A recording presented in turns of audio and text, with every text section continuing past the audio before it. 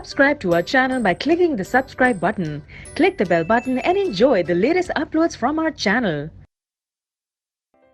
Question number 19, what are weeds? Weeds क्या हैं and why are they unwanted, और वो अनवांटेड क्यों है?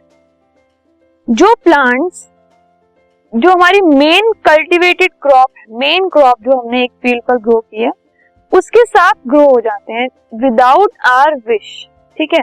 हमने उनको ग्रो नहीं किया, उनमें सीड्स नहीं डाले एंड वो अपने आप से हमारी मेन क्रॉप के साथ ग्रो होते हैं, उनको वीड्स कहा जाता है।